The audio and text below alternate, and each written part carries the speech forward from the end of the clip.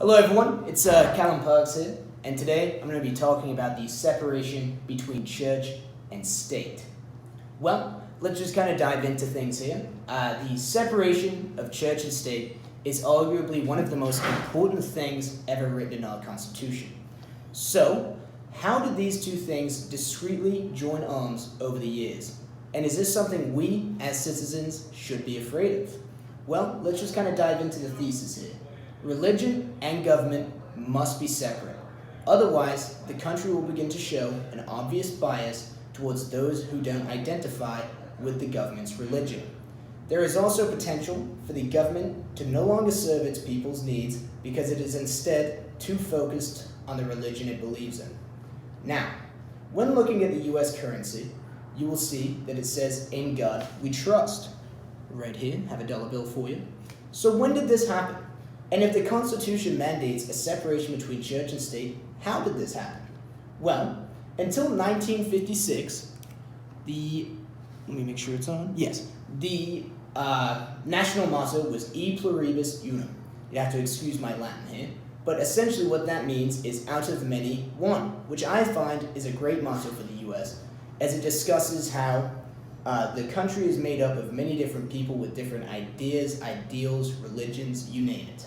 So, this has been on the Greatest Seal, the Great Seal of the United States since 1776. Yet in 1956, Congress decided to change it to "In God We Trust," which was approved by President Eisenhower. So why change the motto? This motto was seen as early as the 1860s, as famous Reverend Mugg Watkinson petitioned to the Treasury Department to add a statement recognizing the Almighty God in some form on our currency.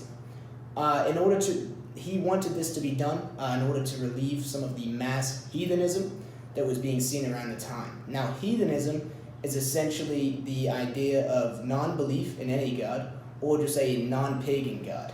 Obviously, that goes against his beliefs because he's a reverend. And so he wrote that letter to the treasurer, and the treasurer then decided that he agreed with him and that he will start minting coins with some form of god on it. This motto was first seen on currency in the mid-1860s, as many people believed it to be a necessity. There was also backlash, however, we'll get to that.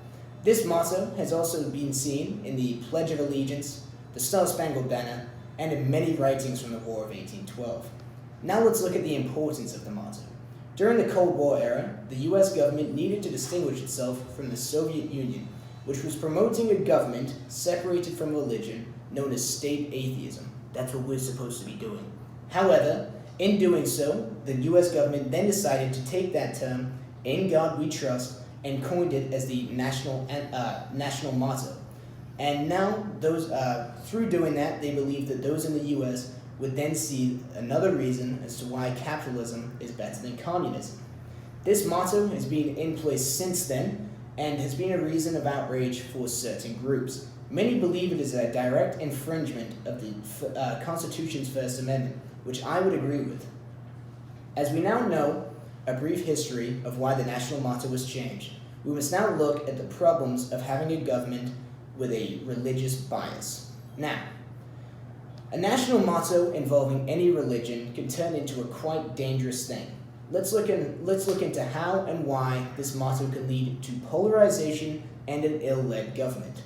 By holding this national motto, although possibly unintentional, the government now holds Christianity on a pedestal compared to other religions here in the US.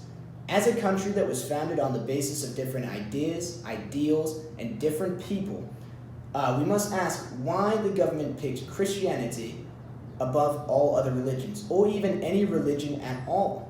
Think about immigrating to the US as a non-Christian. How intimidating could this motto be? Think of the polarization it causes. Although the government still allows freedom of religion, as the Constitution mandates, people in the US still hold heavy biases towards Muslims and even Jews. It polarizes the people into two groups: those who believe Christianity is the end-all be-all religion, and those who believe they just wish to worship whichever religion they choose in peace. This national motto also encourages groups like the Ku Klux Klan to believe the government is supportive of their disgusting beliefs. Church and state are no longer separate in the modern-day United States.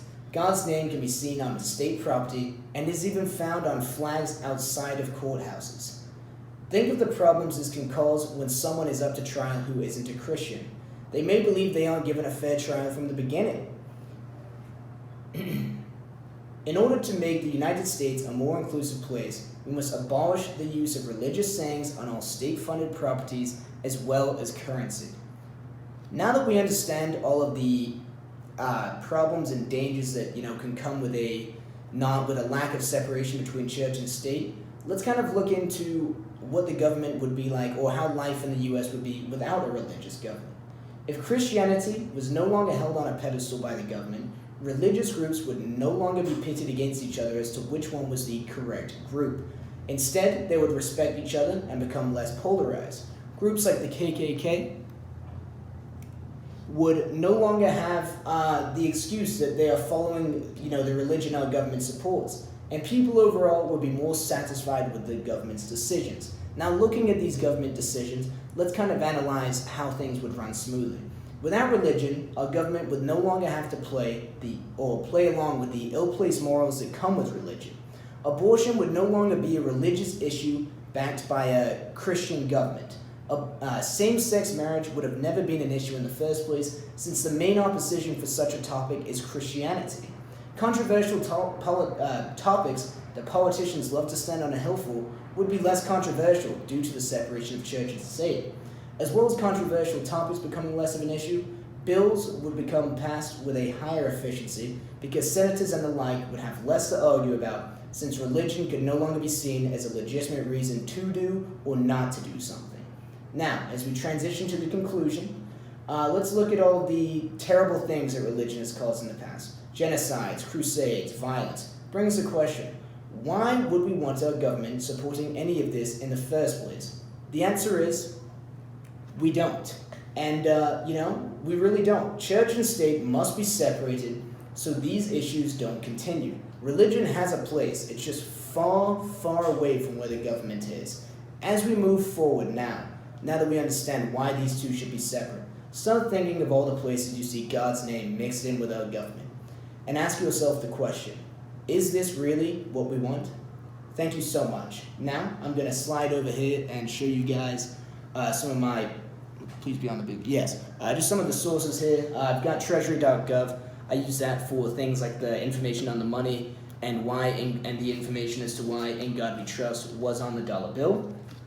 I use archives.gov just for like a full explanation of the Constitution. It also just had the full Constitution on the website itself. And I use au.org. That was just kind of an interesting website with kind of your rights and with this whole separation between church and state. It mostly discussed your rights in school, like whether or not you legally have to stand up for the Pledge of Allegiance, things like that. That au.org was more just kind of like a random facts, just something I could use as an example. But again, that's all for me. Thank you so much.